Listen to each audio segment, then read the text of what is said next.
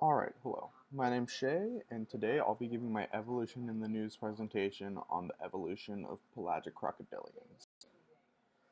So, the article I initially found was from the New York Times, and it was titled When Crocodiles Once Lived Like Dolphins and Whales, and the scientific paper this was based off of was one from 2020 on the inner ear sensory system changes as extinct crocodiliomorphs transition from land to water, and it was published in the Proceedings of the National Academy of Sciences, and it was by Dr. Schwab. So the key finding from this paper was the shape of the crocodiliomorph vestibular system, the inner ear, corresponds to habitat in extinct and extant species over 200 million years of evolution.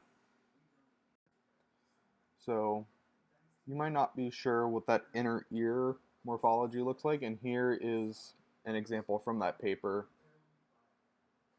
showing the inner ear canal, the bony labyrinth of a terrestrial crocodilian. So the samples this paper used modeled using CT scans and ran statistics of different sorts to get an idea of the morphospace occupation of each of these canals.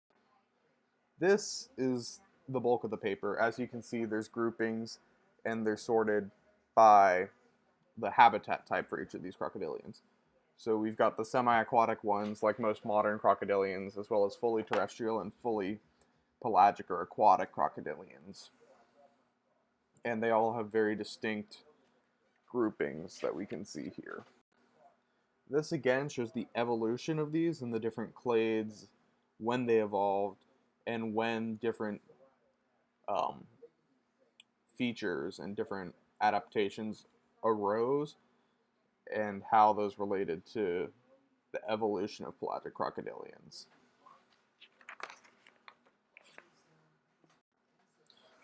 So the article's hook was that crocodilians once lived like cetaceans, which is fairly accurate, but is not exactly the focus of the paper itself. It's somewhat tangential.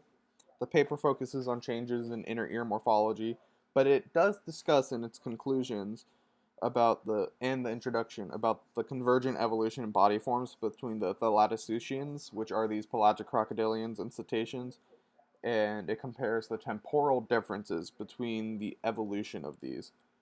One thing that it noted, because the crocodilian thalasseuchians took so much longer to evolve than modern cetaceans, is that the thalasseuchians had to evolve live birth before they could become fully pelagic and not have to return to shore. It's possible there was a time period in their evolution where they acted sort of like sea turtles, where they would migrate back to land and be really awkward and cumbersome coming up onto land to lay eggs.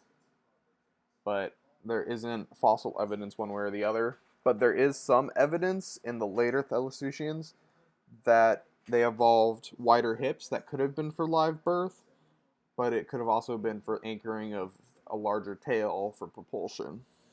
This article does do a good job describing the study without plunging into the details of the bony labyrinth and inner ear structures, which I think would have taken away from the story, because who wants to hear about that, really, in the New York Times?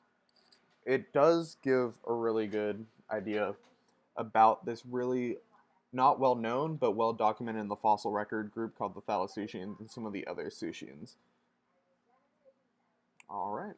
If you have any questions, let me know, and I'll be happy to answer them. Thank you.